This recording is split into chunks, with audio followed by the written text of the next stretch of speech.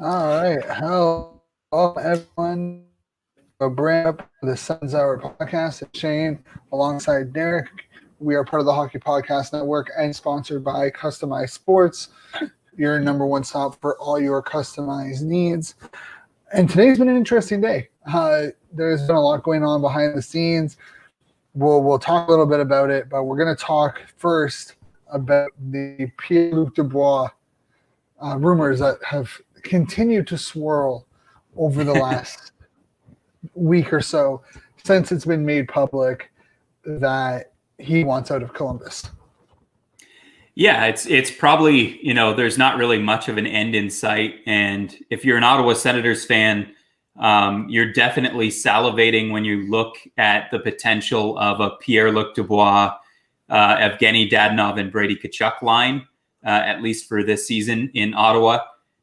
So there's no question as to why Sens fans would be interested when someone of that ilk hits the market, and at 22 years old, would definitely fit with the core of the team, and seems like a gem of a fit, at least on the Ottawa side. But it's the flip side that we're now learning is probably going to make this deal either impossible or not a very good deal from an Ottawa perspective. Yeah, and I mean, overall, I think the deal itself, or the player itself, is fine, but it sounds like Columbus is going to hold still. It seems like Jarmo has no issue allowing him to just walk at the end of his deal or move him next season. It's going to be really interesting to see what happens over the next 4 months, because it could also be something where he has a really good year, his trade value goes up. You go into the draft, if you're a guy in the top 5, you're looking at a number 1 center, you may not feel, Beniers is off the board, and you're kind of looking at who else is available. Oh, well, Pierre-Luc Dubois there. So I think he's going to be traded at the deadline, or at the draft, I mean. Yeah, and that's kind of what's being rumored too, that they might hold off until then. But recently, Ian Mendes, who has now joined The Athletic, which to me has been arguably the most exciting news of 2021 thus far. I think we're all stoked, and we should be excited in the Ottawa market that Ian Mendes has taken Haley's place. They're both kind of friends of our show. They were on our show earlier, both of them. So we're super excited that Ian's joined The Athletic now, and he's writing for them. But he put an article together earlier today about Pierre-Luc Dubois and kind of what it would take from a Columbus perspective to acquire Pierre-Luc Dubois from Ottawa. He's suggesting that Columbus would only be looking at kind of a hockey trade. So basically, for Ottawa fans, you'd have to prepare giving up one of Brady Tkachuk or Tim Stützle in a trade to Columbus, which to me makes the deal not even worth it. I don't know how you feel about that, Shane. Not even worth it. And I mean, I understand. I haven't read the article. I didn't realize that I've been so preoccupied with other things today. I didn't even realize that. So I'm going to have to read the article on that. But I mean, it's not surprising, right? Columbus doesn't want to rebuild. If they wanted to rebuild, they wouldn't have traded for Duchesne and Dzingel, and then they would have offloaded Panarin and Bobrovsky at the trade deadline instead of doing what they did.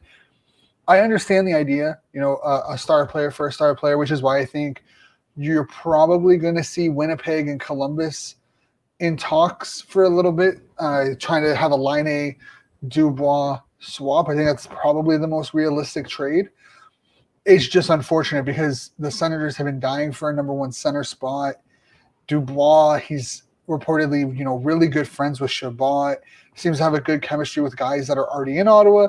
And you want that kind of – he's 22 years old. You want those guys in Ottawa. And the fact that, you could do it, is good, but you have to look at the asking price. And if it's either Tkachuk or Stützle, I'm sorry, I'm out. Yeah, the conversation is over. If you're asking for, it's definitely Stützle right now. And I mean, Chabot's right there in the same category. Tkachuk is right there in the same category. Columbus has no need for a defenseman. So Chabot's kind of out of the question. Brandstrom out of the question. And of course, they're looking for that kind of 1-for-1 hockey trade. So that kind of rules out what our proposal would have been in Norris, Brandstrom, and a first, which to me at the time seemed like, how is any other team going to meet an offer better than that? But really, it's about Columbus's need right now. And as you alluded to earlier, they're not going to enter a rebuild. They feel they were very competitive last year in the playoffs. They want to stay competitive. So their biggest need really is an offensive-minded forward.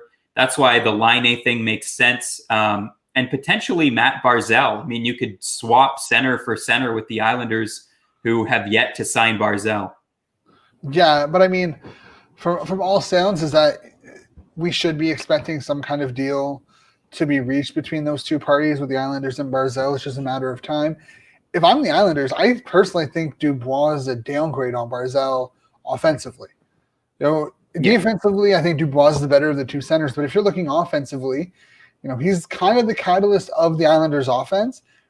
I think Dubois fits Trotz's system right now.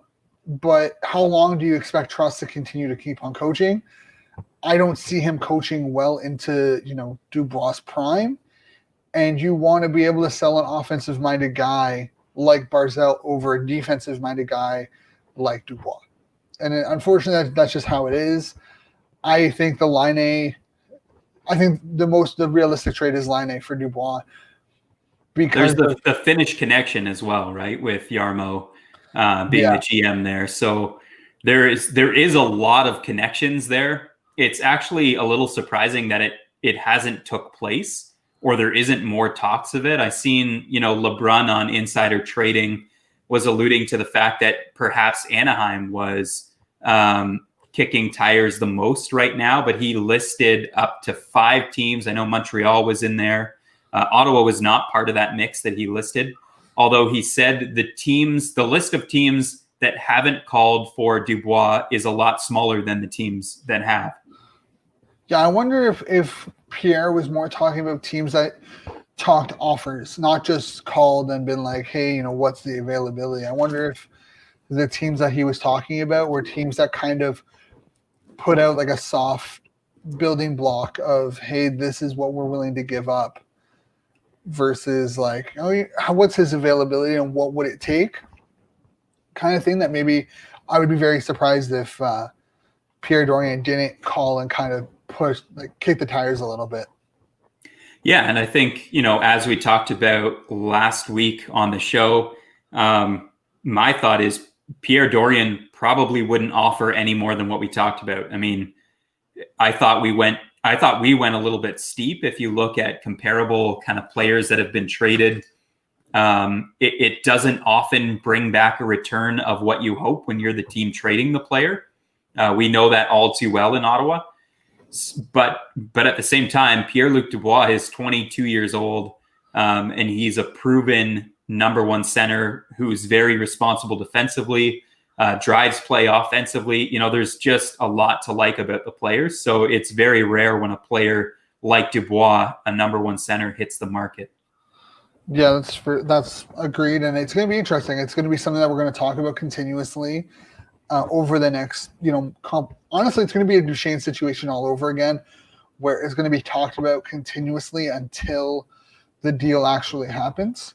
And Ottawa, unfortunately, because of the situation, the prospects that we have, the cap room, will always be in the discussions of, big name being available. Let's go in and get him. I know people were talking about the same thing with Laine. What would it take to get Laine out of Winnipeg, and would you even want Laine in Ottawa, kind of thing? And it's like things like that are always going to be linked to Ottawa. Considering Pierre Dorion also has a history of making these big trades that he feels will help the team. Yeah, absolutely. And do you think let's say, for example, Winnipeg and Columbus do make a trade, do you think Winnipeg has to add to that? Like, do you think Laine is enough to get the number one center in Pierre-Luc Dubois, or do you think Laine's kind of reputation hurts his trade value a little bit, and Winnipeg maybe is in a spot where they'd have to add to it to make a trade work? I feel like we're going to see more of a third team come in than we will in terms of Columbus or Columbus getting more of a return from Winnipeg. So exactly like the Duchesne trade then. To a certain extent. 3 teams to make that thing happen. Yeah, I think it's going to be, I'm not really sure about the contract situation in terms of cap space for the Jets. I know they've been kind of up against the wall a little bit, but I wouldn't be surprised that they're going to try getting a top 4 defenseman as well. And we could see Winnipeg maybe spinning a deal with a third team where, okay, we'll trade Laine to Columbus. Dubois will go to teams A or Team C, and then Team C will send a top 4 defenseman to Winnipeg. Right. You think that's their biggest need? Because they do kind of need a center too. They reacquired Stastny, but they don't really have a true number 1 center either. I mean, it depends on how you view Scheifele, right? Like, do you view Scheifele as your I don't know why I ignored Scheifele. Yeah, no. Scheifele is definitely a number 1 center. I'm not sure why I viewed Scheifele as a winger for a second, but yeah, I totally gapped there. It's fine. I mean, again, Scheifele is one of those guys that you kind of just forget about because he's not great at anything, but he's very good at a lot of things. Yes, he is. They need a number 2 center behind Scheifele, realistically, but is trading Laine for a number 2 center, a potential, first line replacement, whatever happens to Scheifele, more of a need than it is to get a true top 4 defenseman. And that's kind of where I think Winnipeg might be interested in working with Columbus in a deal for Dubois that sends Laine to Columbus. But I could also see them being like, hey, either we'll work together or they're going to plan a separate deal with another team that involves Dubois being shipped to Team C after he's shipped to Winnipeg. All right, so here, now that you said it, Brandstrom and Norris go to Winnipeg. Dubois comes to Ottawa, and Laine goes to Columbus. Yeah, I mean, but I don't think it's going to be Brandstrom and Norris. I think we're most likely going to see Brandstrom and Tierney going to Winnipeg. Right. So you won't get both pieces. No, because I don't think that's a trade Winnipeg wants to make. Because if they're going to want to grab a center, they're going to want a proven guy who can slot into their lineup in their top 6 right away. Norris, you really still don't know what you're going to get from him. You know what you're going to get out of Tierney. I think they're going to take the bait on, we'll take Tierney, we'll take Brandstrom, just toss us like a 2nd round pick or something. Like, I think that's kind of what's going to come into a factor.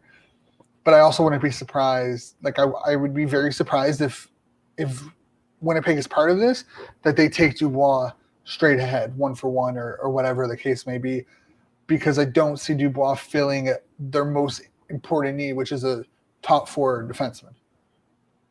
Yeah, fair enough. I don't know. Like I said, I don't know why I ignored Mark Scheifele the way I did. So apologies there. But they don't need a number 1 center. They probably just need a number 2 center for the future, which is a need that's much easier to fill. And it's tough to find top 4 defensemen. So, yeah, I mean, it's going to be real interesting. I wouldn't be surprised if they kind of kick on. I wouldn't be surprised if Dubois ends up in Colorado either. In Colorado? Yeah. Oh man, they're already stacked. They don't need him. But they also have an abundance of defensemen that they can trade. They got Devin Taves, top 4 defenseman. You already have Girardi, top 4. You have Timmins in the lineup or in the weights. You have Byram in the weights. They just traded Sidorov. Yeah. Is Kadri really a number 2 center, or do you feel more comfortable with him as a number 3? So I think he's pretty good as a number 2, don't you? Oh, I do, but I'm saying that would you rather Kadri or Dubois? Yeah, I mean, obviously Dubois with the age factor and just the ceiling factor. He probably has more potential to achieve more points in the NHL. Yeah, so if there's a way that maybe you send Girardi or Timmins to Winnipeg, including Kadri and Samuel Girard, like the little he's good. Yeah, Samuel Girard. I don't like you calling him Girardi, but Girard. Well, there is a Girardi too, but that's a different guy. Yeah. or Timmins with like Joyce. Yeah, Tyson Jost. Yeah. And Kadri to Winnipeg and Steve Dubois going from Columbus, and you can make it work. And Colorado has the cap space. McKinnon has already come out and said that, hey, I'm willing to take less money if it means that we're going to be competitive. You can probably get Makar on that same kind of train of thought. You probably get Byram on that train of thought. I would not be surprised if Sakic makes this move to acquire a guy like Dubois if he can pull it off without getting rid of huge pieces. I really hope not, because eventually we're going to have to beat that team. And I don't know who's beating Colorado this year. Like, actually, they're just set up for the future. Like, for the next few years, they're going to be a dominant team in my eyes. I don't know if you feel the same way, but that 100%. Team is stacked. But here's the thing. Sakic is building the team that he won cups with. Yeah. I would dominant team. Like, I'm surprised that he hasn't gone out to get, a true number. Like, here's another thing. Korpisalo or Merzlikins is available in a trade.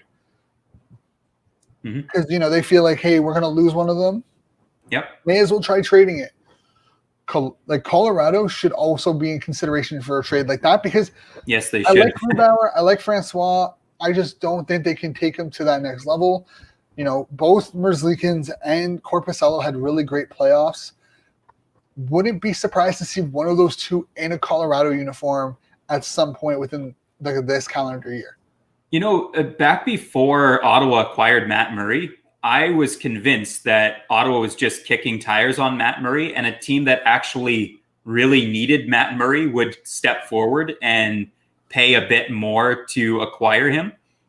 Colorado was the team that I thought for sure was going to acquire Matt Murray. Yeah, I mean, it makes sense. I think Colorado has their eyes on a guy like Korpisalo, taking advantage of a team before the expansion draft that, he's an RFA. Or Merzlikins, I think, is an RFA. So you have all these issues and whatnot. I would not be surprised to see Sakic kind of take advantage of this to help Colorado move the needle towards a cup within the next 3 years. I think Korpisalo, he was outstanding in the playoffs. He was really the reason that Columbus did what they did. But aside from that, his numbers are relatively bottom of the league. Like, he basically had one outstanding playoff. So I guess my question on Korpisalo is, what is he? Is he the guy that we just saw dominate the playoffs? Or is he the guy that, all the numbers before that suggest he's more of a backup goalie in the NHL? I think you're going to see, in fairness to Korpisalo, he definitely did not get the luck of the draw. Columbus was I think they were the top team with man games lost. They were one of the worst scoring teams in the league because of it. You lose Anderson and Atkinson for most of the year. You have guys like Texier in and out of the lineup, Foligno in and out of the lineup. You don't have any kind of consistency with the forward group. Your best two players are, for most of the season, are Jones and Ruvensky. Yeah. I think what we saw to Korpisalo, Merzlikins had a great intro to the league, but I think his numbers are a little bit inflated. Mm-hmm. I think we're going to see more of the playoff Korpisalo that has a healthy Columbus team in front of him over the Korpisalo that we saw last year when an unhealthy Columbus team was in front of him. Korpisalo was arguably the best player in the entire playoff last year. He was just outstanding. He flat out stole games for Columbus. Him and Khudobin in Dallas were probably, and he was fun to watch too. Khudobin, yeah. He was a fun guy in the dressing room. He's a guy that doesn't look like he takes hockey very seriously. His body doesn't exactly look like a professional hockey player. He's more of a take it easy, repping the dad bod kind of guy. So, but he's a goalie, so it's fine. Yeah, exactly. Who knows with goalies? Honestly, you just never know what you have in a goalie. And Hudobin stood on his head. They tried to put Bishop back, I think, partway through the playoffs too, or at least when they got in to the finals, and it just didn't work out for them. So they went right back to Hudobin. He just wasn't healthy, and it's unfortunate, but it is what it is. But moving on, the Dubois thing we're going to talk about constantly for the next year or for the next several months. So get used to that. Mm-hmm. But we got some big news to announce. As you all have checked out our Twitter, we were just nominated for the best sports podcast by Faces Magazine. If you don't know who Faces Magazine are, they're an Ottawa-located magazine company. Great content, focus on they're very community-focused, fantastic magazine.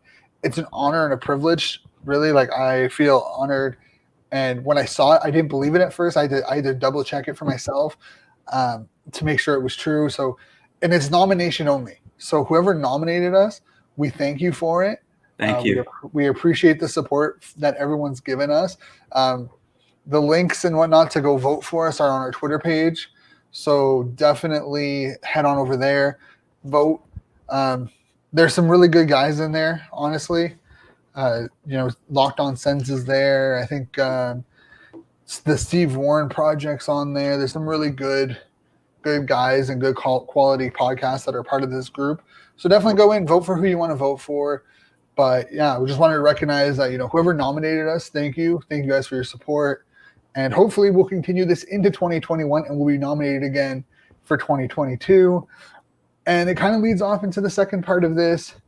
We're proud to announce, after some backwork things, this is kind of what I've been leaning at towards. I know I said we have some big news dropping soon, and people are like, oh, what? Like, I had people messaging me being like, oh, Timmy, and like, oh, do you have some big like insider information? No, nothing like that. But I just wanted to announce that we have 4 affiliates right now. We're working on a couple of other ones, but we have joined with the NHL Shop, Hockey Canada Shop, Lids, and Fanatics. We should hopefully have a couple more things on the way, but we'll have all these links posted on our YouTube and Twitter. So definitely if you're going to shop, follow the links, support us while you're buying your favorite gear. Like, it's a win-win for everybody. And for us too. So thanks. Yeah. And don't worry, there will be promo codes and whatnot that will be coming out in the next month or so when we figure that all out. So stay tuned on our Twitter, Instagram, Facebook, or on YouTube, because we will be pushing these. And hey, reverse jerseys are out. Head on over to the NHL Shop, grab one, and follow the link. Support us while you're supporting your favorite teams. But yeah, it's been a really good week. Today has been a really good day. It's been a really good week for the Senators, for the podcast. No one's breaking into the Capitol building. I mean, yeah. It's a great day. Yeah, I mean, hey, it's been a wild ride. We're gonna take a quick break. When we come back, we will have more Sens news, as we will be talking training camp. I know everyone's pissed about the training camp, so we'll have something there for you. We'll have who's going to play center, and D pairings, and over under, obviously, because that's what we do. So we'll be right back after this. Thank you all for hanging. Remember, subscribe to our YouTube channel, Sens Hour. Like, share, comment on the videos. You know the drill. You hear it from everyone. But yeah, stay tuned. Did you know that your favorite band also loves your favorite hockey team? If you love hockey and you love music, you're going to love Bar Down Breakdown, a podcast that explores the crossover between alternative music and the sport we love, hockey. Every NHL player wants to be in a band, and every band guy wants to be in a pro athlete. With guests from all over the globe, come along with us as we interview some of the most captivating names in alternative music and talk about why we love hockey and how it's influenced us. There was for a few seconds a thought of maybe we should wear Montreal jerseys, and the NHL was like, I think you should stay neutral. And we're like, yeah, you know what, you're probably right. So tune in every Tuesday on the Hockey Podcast Network, where we'll have a brand new guest and a unique look into the bridge between hockey and music. And we are back, and as always, we are sponsored by Customized Sports. We have our jersey giveaway. They're the one-stop shop for all your customized needs. Head on over to their website at customizedsports.com and use promo code SUNSHOUR to get 10% off your order. Remember, Instagram, Twitter for the contest, have a bunch of stuff, not just NHL stuff. They have AHL, MLB, NFL, you name it, they'll get it for you. But let's jump into it. There was a hockey tonight at the CTC. We didn't get to see it because clearly they don't know how to stream what's going on at the rink, while the Leafs get their scrimmage posted on TSN and Sportsnet. This is a huge loss for the Senators. I don't know what they're doing. If you need a recap, Formanton got the game-winning goal 4-3. Other goal scorers were Shabbat and Coburn, as well as Watson and Schlappick. And it apparently was a great scrimmage from what they were posting, but no videos. There's no evidence that it even happened. Who knows? Maybe they're just making the whole thing up. Yeah, Connor Brown scored. Team Red wins it. It baffles me how you can be an NHL team and not know. Like, I understand the media not being there, which makes it even more head scratching as to why they don't have a stream going on. Like, you would think that they would want a stream going on, right? Like, I'm not crazy in thinking that. It's been 300 days since we've seen the Ottawa Senators play hockey. 300 days, and there's no live stream of the scrimmage. I'm trying to think. I'm pretty sure Ottawa is one of the only teams that is actually practicing out of their actual home arena. They're not at the Sunsplex or anything, unlike some of these teams that are practicing out of a different arena. If I remember correctly, and there's not a very good location. Like, I think there's one area that you might be able to stream the game properly. Oh, come on. They could stream the game. Don't give them any excuses. This is horrible. I'm trying to think, like, as much as I disagree, like, put a camera up there, get it going. It's not hard, but I'm just trying to think of, like, where the ideal spot would be because you're not going to shoot. You won't be able to stream it from the third level, right? You'd have to find a place where one of the cameras sits. I don't give two shits if Bruce Garriock is there filming the damn thing on his iPhone. I just want to see that stream. Hey, I agree. I mean, hey, if they need someone to do it, I will gladly take my laptop. I will gladly take my stuff. I will go down there. I will set the stream up for them for free. I do not care. Just give me a jersey. I don't care if it's Fanatics. I do not care. I will set the stream up. I will sit there with my mask on watching this stream and making sure that, not just watching the stream, interacting with people. Like, I can do it through StreamYard without any problems. No issues, guaranteed. I can get it set up within an hour max. And we can go there and set up our show, and we could give you the audio while we're streaming it. There you go. Yeah, we can do play-by-play. We do play-by-play. There you go. Like, God damn. Hey, Senators, if you're listening to this, holler at us. We'll help you out. We're here to help. We're not here to hate. We're here to help. That's right. But, I mean, hey, at least it's a good sign. We're a week away. At the time of this recording, we are a week away from Senators hockey that will be on TSN 5 against the Maple Leafs. Actual TV. Yeah. Real TV. They announced. Someone asked on Twitter, why does Sportsnet give TSN games? Oh, it's a regional. Yeah. That's the thing. Like, yeah. Sportsnet doesn't give TSN games. They own the rights to these games. Any non-primetime game, basically Wednesday night, Saturday night, Sunday night, will always be on TSN for the most part, which is why our home opener is on TSN, and then our second game, the Saturday, is on Sportsnet. Yeah. So regional broadcasts have blackouts. So for someone like me that lives outside of the Ottawa region, that's why I have to pay $200 and whatever dollars it is now with Bell for NHL Center Ice just to be able to watch the hockey game. See, I have NHL Live and I'm paying like $30 a month because I only need it for like 4 months. So it's $30 a month. I'm good. And I get to watch all the games that I need because, and the beauty is I can watch the Ottawa games on Rewind on the app. So I'm okay with it. Yeah, but you're also in regional broadcast range, right? So yeah. technically it wouldn't be blacked out for you. So I have to pay a premium because the game that I want to watch is blacked out. Otherwise, I get Toronto Maple Leaf games. Yeah, I hate blackouts so much. And the reason why I got NHL Live, Calgary fan as well as the Sens fan, girlfriend is also a Blackhawks fan, and we're not really sure how the games will be broadcast up from the American games. So we figured, hey, the best thing to do is just get it. We also just like watching hockey to begin with, so like who cares who's playing? We'll sit down, watch it, whatever. So is your little girl, is she going to be a Blackhawks fan or a Sens fan? Sens fan.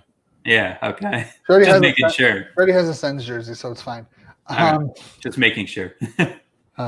But yeah, no, we're excited for it. We're gonna have some pizza. We're gonna order in Pizza Hut because we're like, oh, we'll do pizza for the game day. We'll sit down, watch the game, whatever. But with that being said, like we're a week away. We are literally a week away from Senators hockey, and can't be more excited for it.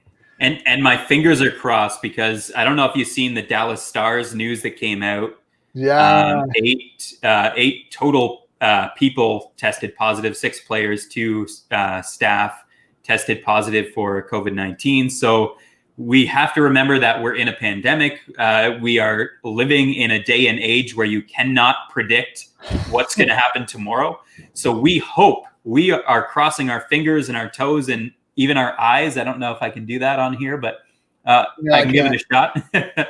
But we're crossing everything that you could possibly cross to hope that Ottawa Senators hockey will return on January 15th against the Leafs. Yeah, and I mean, the amount of disrespect that people are giving towards the Senators this year, way too much. I mean, I understand why people have them last, but some of the reasons that people are giving me are ridiculous. I want to hear one. Give me a good one. One of them was just straight out, Montreal. They'll lose single-handedly to Montreal and Toronto. Like the reason why they'll be last in the league is because they'll lose every single game to Toronto and Montreal. And I'm just like, bro, what? Like, Montreal maybe because Price seems to have Ottawa's number in the regular season. Like I'll give him that. But we have last year we almost beat them twice. We almost beat them in the home opener. You know, we won the season series the year before, and we're arguably better than we were those 2 years. Like we beat them like 6-2 in Ottawa, and people were losing their minds.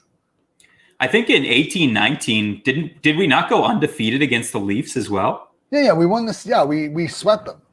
Yeah, I thought so. And one of them was like a 6-2 blowout where at the end of the season, after Ottawa had traded everybody, it was a 6-2 blowout against the Leafs. Yeah, like it was just ridiculous. And it's like, except I think they played Sparks. I remember that game. Who cares? We still beat them. Yeah.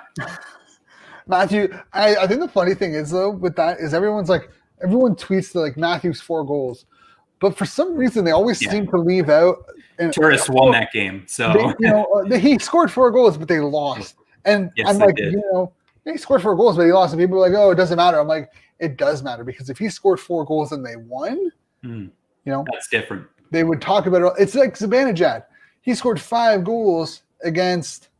That was insane. The goal, yeah. And they won. That was just an insane goal. I remember that last goal. I think it was Panarin that sent him like an insane pass through the neutral zone. It was one of those like off-speed passes that was just perfect. And then he made a fantastic move to his backhand. It was like just topped off the night. Wasn't that his first game back or something like that after injury? Right.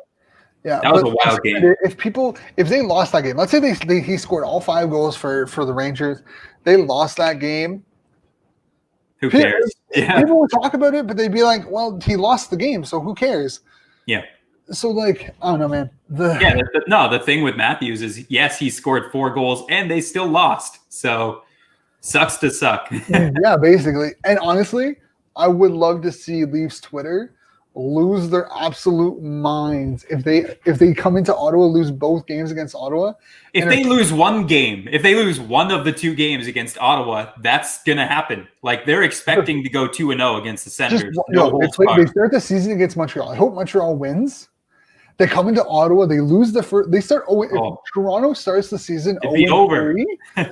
Twitter is gonna lose their absolute mind. They're already trading Mitch Marner. They're going to trade him even more on Twitter, and Nylander and the whole crew. They're all gone. Especially if they get shut out in one of those games.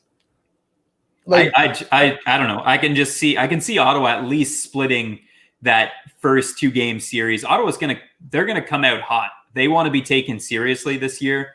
Ottawa's definitely going to come out strong, and they have a much stronger team. So I'm really looking forward to a bloodbath against our rivals this season. Oh man, it's gonna be so funny, and we're gonna be here for it. We're gonna have to get the guys from Not Another Leafs pod on next week. That would be a bloodbath. Prime the. That would be good. Let's do that. That's a fantastic setup. Let's do that. I think that's our move. I'll talk to them and see if we can get them on for next week. But with that being said, we still have other things to talk about. Rotating Cs. We have so many, and not captains, centers. Clarify that for people. Rotating centers. We have so many of them. From what I've heard, from what's been posted on TSN 1200, Colin White seems to be kind of taking the reins and showing that he belongs. They've had Brown as the number 1 center. What's your idea of who do you think is going to start the season at number 1? Probably Colin White, perhaps Derek Stepan, but most likely it's between one of those two guys. I posted something last week, I think, just a graphic with my opening night lineup, and I had Logan Brown as number 1 center. I know they gave him a look. They also gave Josh Norris a look. But my thought going into it is they'll probably start with a veteran-heavy lineup and kind of go from there. So I think they'll go with some combination of either Colin White with Tkachuk and Dadonov or Derek Stepan with Tkachuk and Dadonov. How do you feel about that? I think Stefan is locked with Stützle. I think we're not going to see Stefan, at least to start, on any other line that does not include Stefan. Is Anisimov still a dark horse for the number 1 center? Do they have a better goalie situation? We should maybe address this one right here because that's your Ottawa, cousin. That's my dad. Oh, is it? Yeah. Does Ottawa have a better goalie situation than Toronto? What do you think? Ottawa has a better goaltending situation than Ottawa, 100%. That could make a difference. But I think we need to see what Matt Murray is this year. I'm still kind of hesitant, but we also have a pretty damn solid backup in Hogberg. I will take Hogberg over Campbell, 100%. Yes. It's not even being a homer. I will take Ordell or Hutchinson because that's who else they have. I will take Hogberg and Decord over any easily of the 3 goaltenders that Toronto has outside of Anderson. Yeah, easily. He's hot and cold. You don't really know what you're going to get in Anderson. His numbers throughout the regular season are always very good. But he also faces a lot of perimeter shots. So it kind of inflates that save percentage a little bit. The Leafs do a pretty decent job of preventing high danger shots. So it looks like it's really good. So I just kind of wonder because then they get into the playoffs and Freddie Anderson always shits the bed. So I don't think it's fair to crap on Freddie Anderson purely for the fact that the defense also shits the bed. The whole team does. The whole team does. Fair enough. But when they need him the most, when they actually need him to be the Freddie Anderson that he is in the regular season, he's not. He'll let a weak goal in here and there or just don't make the next save, So here's a question. Yeah. Is Frederik Anderson to Toronto now what Lalim was to Ottawa in the early 2000s? Oh, man. I don't know because those goals were just so ugly that went in. I don't think they're that weak. The goals are not glaringly bad. Lalim just I don't know what happened. It was a meltdown. But it was consistently bad in the playoffs. I know what you mean. It was just you were basically guaranteed he's going to let one bad goal in, and I think that's kind of what we're going to see with Frederick Anderson while he's with Toronto. It's just one bad goal a season or It's a playoff game. It's a pretty fair comp, I think. Yeah, I think honestly though, Ottawa is going to come in, and I've said it before, and I've been defending it on Twitter. Ottawa will not be last in the division. They have the least amount to play for. Yeah, there's no expectations this year. It's definitely a lot easier to play under zero pressure. And they're also rolling in a lot more talent this year than what we've seen in years previous. In the last 3 years, they finished at the bottom of the league. Probably won't happen this year, at least not at the very bottom. We've already went through our projections, but I would be extremely excited and not super surprised if Ottawa didn't finish 7th in the division. See, I still think I've tempered my expectations. Obviously, I'm not going to be upset if they finish last because the cards are it's like a stacked against them, let's be honest. But I still think that, if one of these teams goes on a rut before they play Ottawa and Ottawa can kind of stay with everyone, all it's going to need is, 4 or 5 wins in a row against teams that are kind of mudding the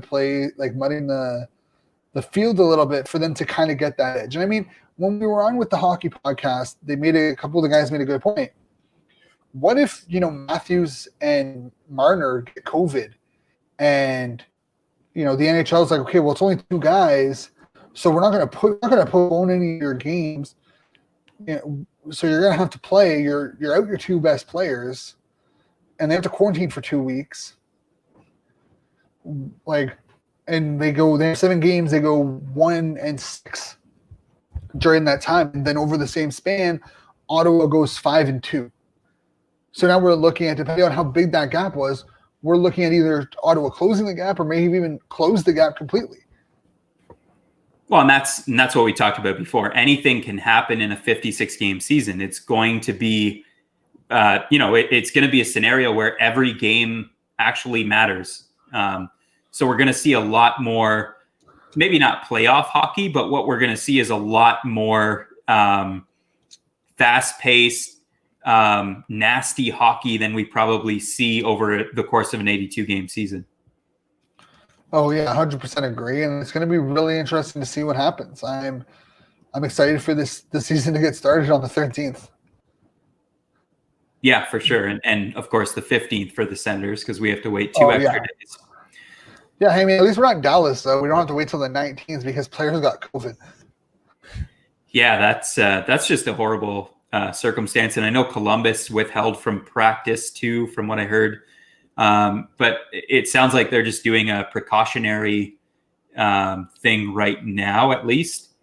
So my thought is maybe they came across someone who tested positive, but none of the players have actually tested positive. Yeah, and I mean, hey, I'm all for precautionary reasons, but we still have a couple. We could talk about this forever, but we still have to talk about the D pairings. It seems like the D pairings are set. Probably going to be, Shabbat and Goodbranson to start. It sounds like Landon and Josh Brown have been getting a lot of time together, which I'm excited to see. I think it's Zaitsev and Riley, Coburn and Zub from what I've seen for the most part. Yeah, so we could probably suggest that Coburn and Zub are going to be the extras, at least to start the season. Riley and Zaitsev being the third pairing. Landon and Josh Brown, which personally I'm the most excited to see as a pairing. I think, that could potentially be a decent second line pairing. We'll see how it plays out. But and then, of course, Shabbat with Goodbranson, and we'll see how that one works out as well. Hey, they scored. Josh Brown scored today. So, I mean, who knows? Maybe that's a good sign. But is it Josh Brown that scored? Yeah, Josh Brown and Connor Brown both scored. There's too many Browns. Yeah, we have 3 of them. So if you didn't check out the scrimmage, these were the D pairings for the scrimmage for Team Red. It was Shabbat, Goodbranson, Coburn, Zub, Alsing, Thomas, and Lajoie.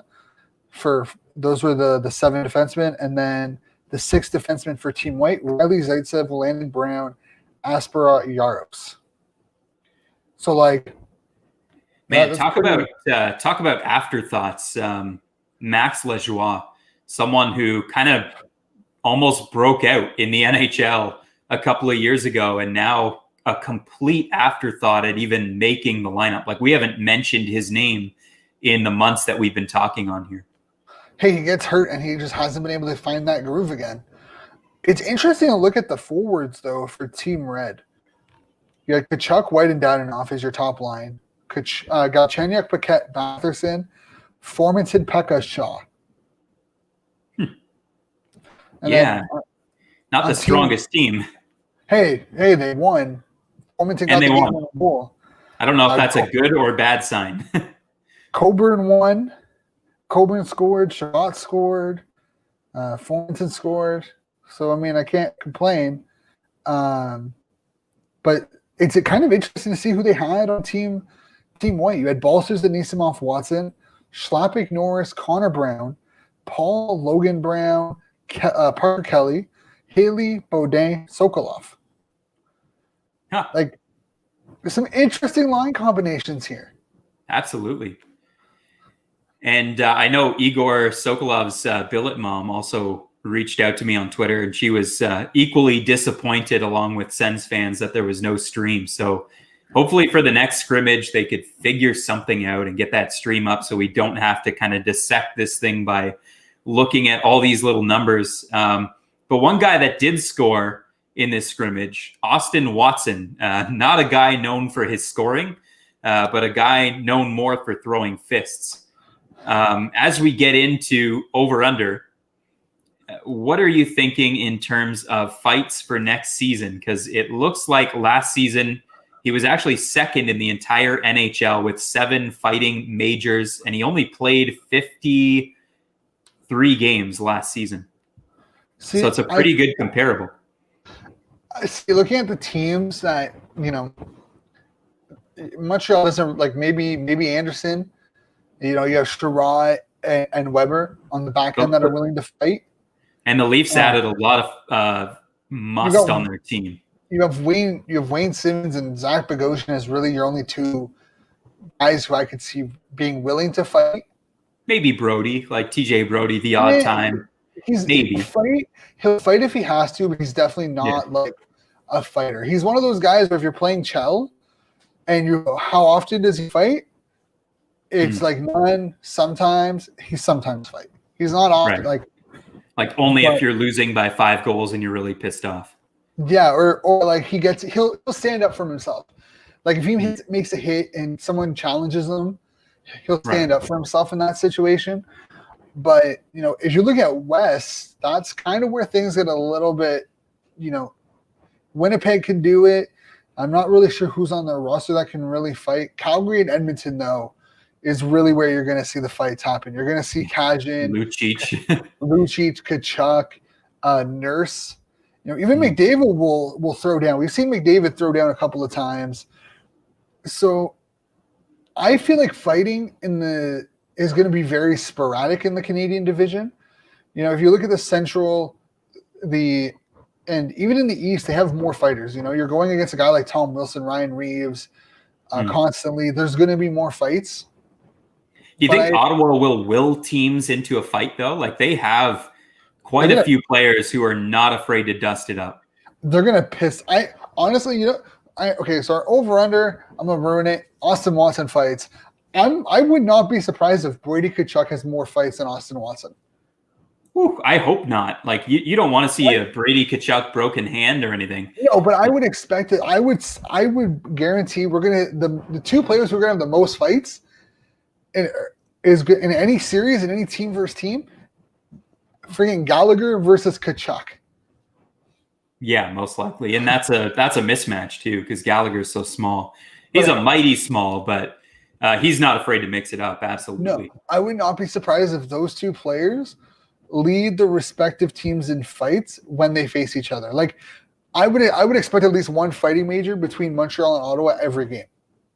Yeah, I think fighting is probably going to go through the roof this year, because I think we're going to get more of a playoff atmosphere.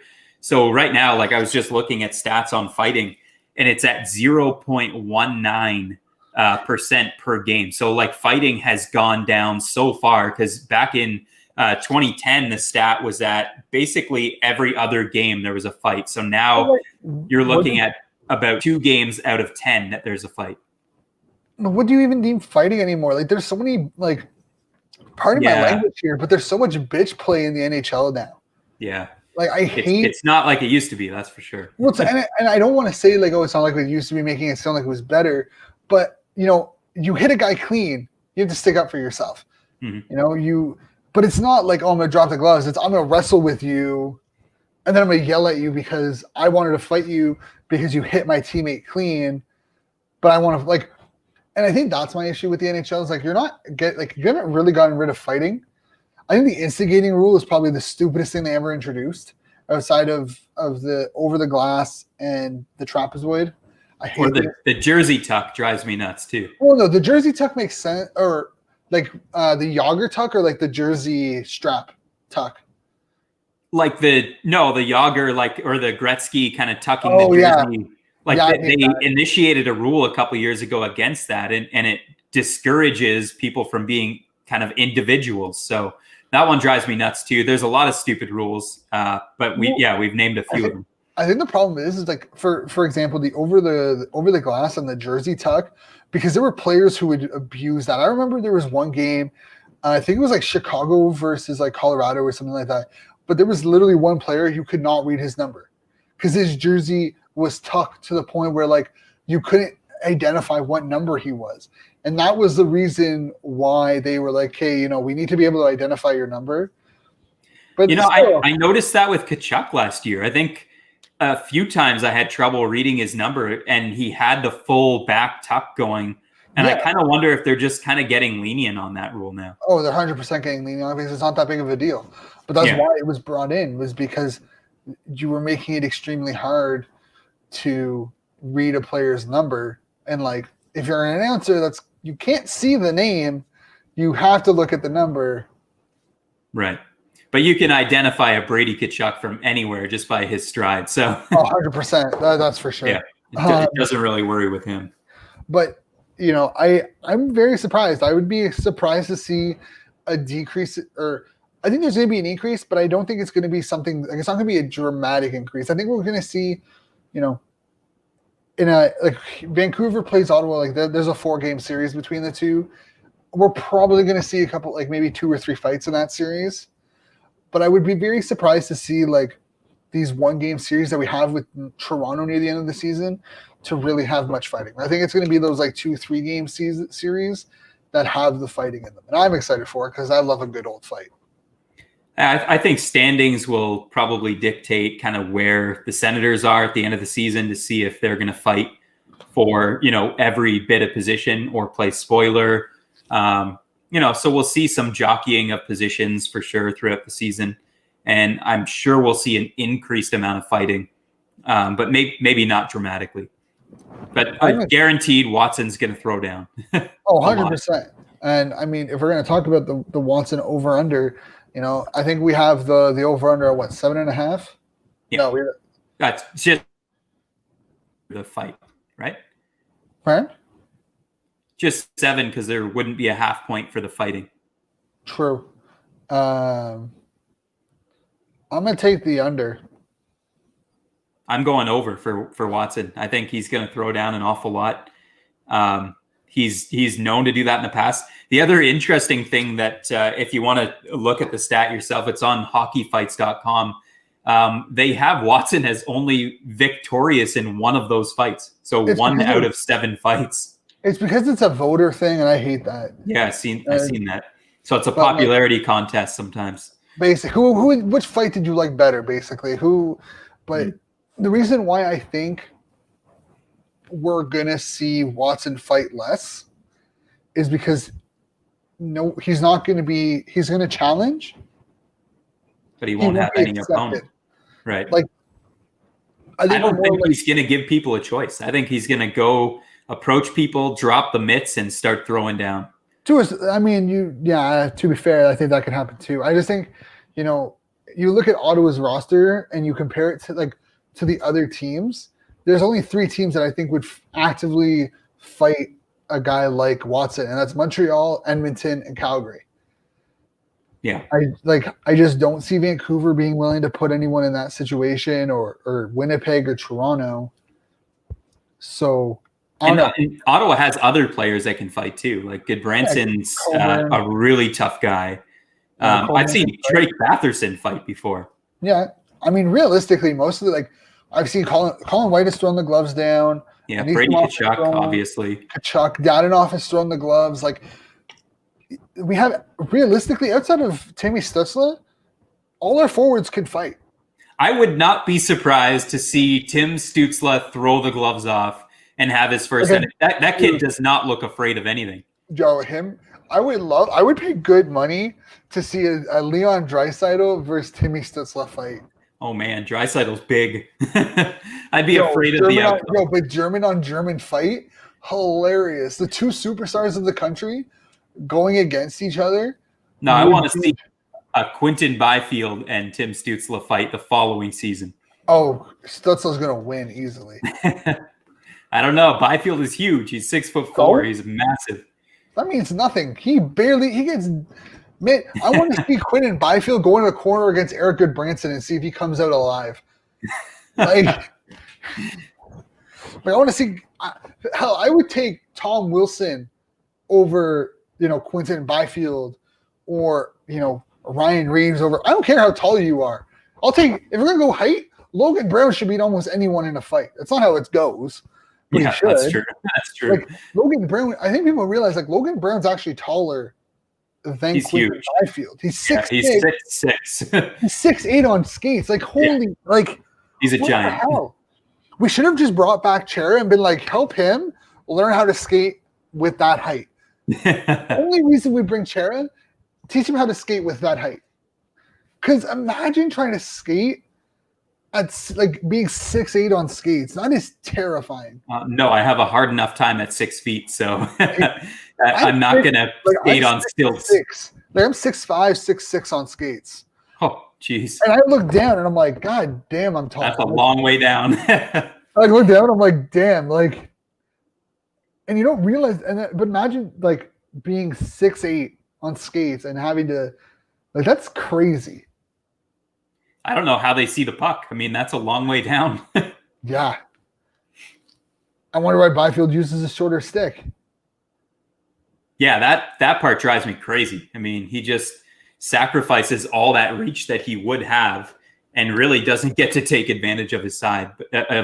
But I've already went off about that. Oh, you know what I realized? We're 2 days away from seeing Timmy Stützle in an Ottawa uniform. That's going to be amazing. I mean, everyone's going to be tweeting that day about Tim Stützle, and Stepan will join the same day as well. So, yeah, I wouldn't be surprised to see them be line mates. Actually, that makes perfect sense. They probably will most likely go with Colin White in front of it on the top line with Brady Tkachuk and Dadonov, because they'll want to insulate Stützle with veteran presence. So I wouldn't be surprised to see Stepan and probably Connor Brown on his wing. Probably not. And I mean, hell, there's even I wouldn't be surprised if DJ Smith said, screw it, Stützle, Stefan, Dadonov. Oh, just taking Dadonov off the top line and giving Stützle a finisher. Let's be fair. We don't actually have a top line. We don't have a 1, 2, 3, 4. We're going to have who's playing the best hockey right now. Yeah. Those are the minutes you're going to get. And I don't think we should look at, he's on the top line in the line forms as a written in stone that you're going to have the most minutes. No, you look at the minutes at the end of the night. Yeah. So I would not be surprised to obviously I think Dadonov and Tkachuk will start the season on the same line, but if you're talking about veteran presence, Dadonov or Connor Brown is probably your best bet. Yeah, for sure. For a winger, I would love to see Stützle get time with Dadonov, because I think pairing your best playmaking option with your best finishing option would be really nice. And then we know what Brady Tkachuk can kind of do on his own, away from anybody. So it wouldn't be the worst thing to see him with Connor Brown or Drake Batherson maybe, and give him a shot on Brady's opposite side, and then having Colin White in the middle. Yeah, and it's going to be real interesting. I want to see what happens with Logan Brown and Josh Norris. I would not be surprised if we see cuts by Sunday.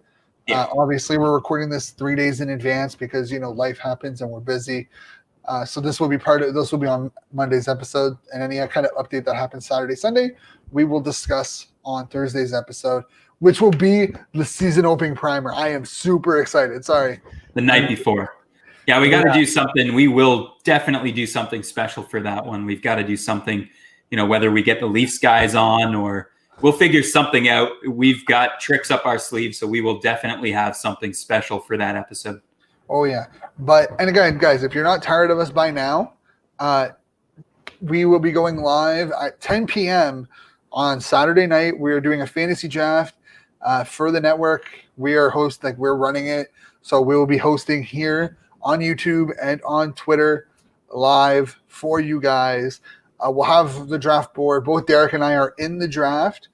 So it's going to be real interesting to see what happens with that. But we'll be interacting. We'll have the other guests on, the other hosts on throughout the night to talk about who they want to pick, what's going on with them, how they're feeling about the season. So you'll definitely want to stay tuned for that tomorrow, Saturday night on the 9th, 10 p.m. Eastern time. If you're listening to this on the podcast, on Spotify, Apple Music, whatnot, on Monday, whatever, head on over to our YouTube page. You'll definitely be able to find that out. You'll check it out there. It'll be all fun and dandy. But that'll be all for this episode, guys. Thank you all for tuning in. Remember to hit that subscribe, like, comment button, share the video with your friends, family, loved ones. And remember, come check out to vote for us at the Faces Magazine Awards for Best Sports Podcast. Link will be in the description below for your YouTube people. All the links for the affiliate programs, NHL Shop, Lids, Fanatics, and Hockey Canada will be linked below. Thank you all for tuning in. Follow us, Sens_hour on Twitter and Instagram, and YouTube. Myself, Shane_Ryan97, Derek at DLee075, and check out his articles, Sens Shot, New Era Sens. Fantastic group over there for both. And stay safe. Have a good night. Go Sens go. And we will catch you back here with a brand new episode on Thursday. Take care.